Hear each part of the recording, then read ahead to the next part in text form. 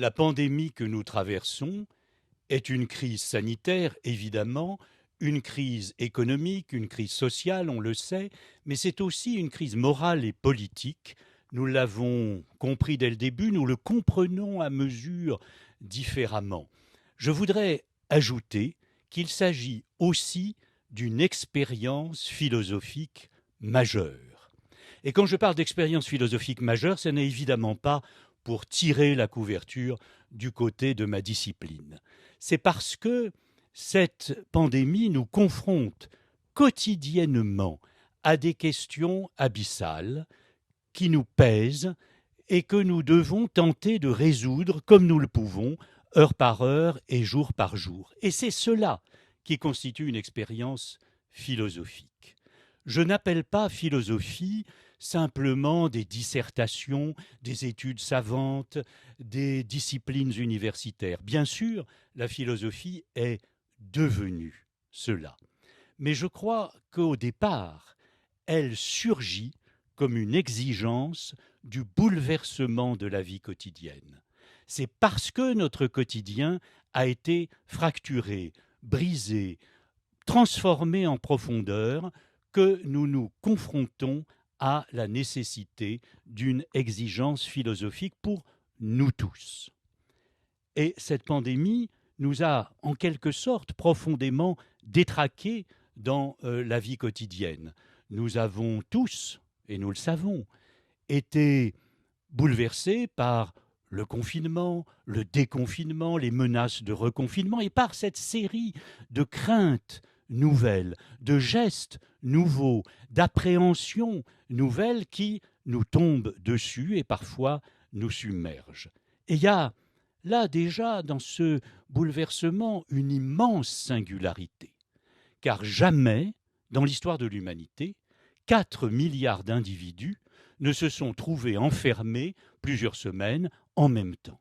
Jamais non plus dans l'histoire de l'économie contemporaine, on a vu s'arrêter pratiquement tout juste pour sauver des vies, qui plus est, des vies généralement âgées. Jamais, non plus dans l'histoire de France, même au temps de la grippe espagnole, c'est plus anecdotique mais significatif, on a vu la nécessité de fermer tous les restaurants. Alors, ces faits qui sont uniques, quel rapport ont-ils avec la philosophie?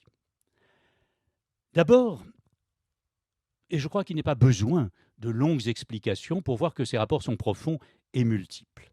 Et d'abord, le premier, c'est que nous sommes confrontés par cette crise multiforme à une question philosophique fondamentale qui est celle des limites.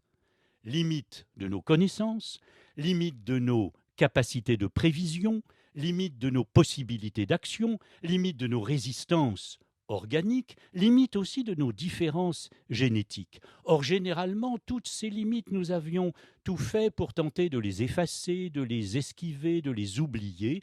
Elles nous retombent dessus avec la nécessité grave, mais importante et peut-être stimulante, de les réélaborer à mesure. Et puis, d'autre part, nous avons toujours l'incertitude qui monte.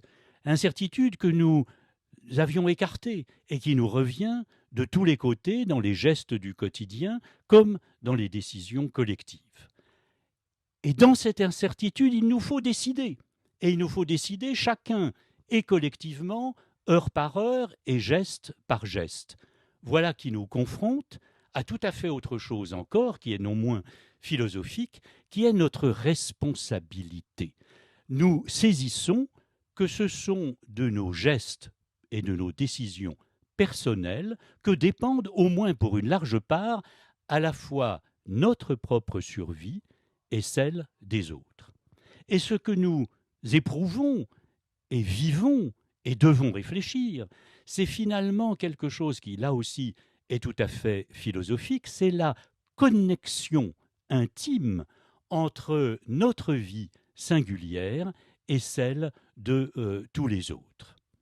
Alors, généralement, on croit se débarrasser de ces questions soit en les oubliant, soit en les recouvrant de partis pris idéologiques, soit en décidant de les résoudre par 3 affirmations péremptoires, ou bien de prescrire autoritairement l'arrivée d'un monde d'après, dont, en regardant bien, il ressemble furieusement au fantasme d'avant.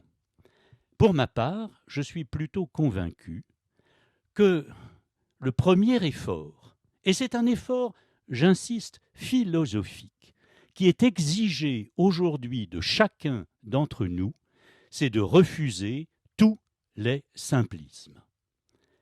Il faut au contraire le courage, la patience, de comprendre qu'il se passe quelque chose d'inédit. Mais quoi? Il faut prendre le temps d'arriver à le discerner de façon avec humilité, avec lucidité, plutôt que de plaquer dessus des solutions toutes faites, toutes prêtes, nos désirs ou nos préjugés. Il s'agit finalement d'apprendre à endurer l'incertain et même la peur, mais sans en être paralysé. N'être ni bêtement confiant, ni bêtement méfiant, et tenter de vivre le monde avec, pour le traverser pas à pas. Somme toute, il s'agit de continuer à avoir confiance, mais sans illusion. Alors bien sûr, on demandera confiance en quoi?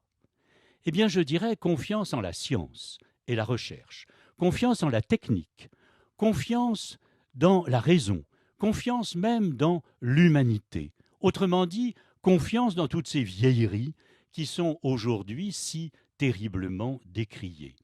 Mais cette confiance, elle doit être sans illusion, donc sans aveuglement. Et finalement, si nous parvenions à cela, c'est-à-dire si nous réussissions à être lucides sans être aveugles, confiants sans être illusionnés, eh bien je crois que nous aurions réussi vraiment une expérience philosophique majeure.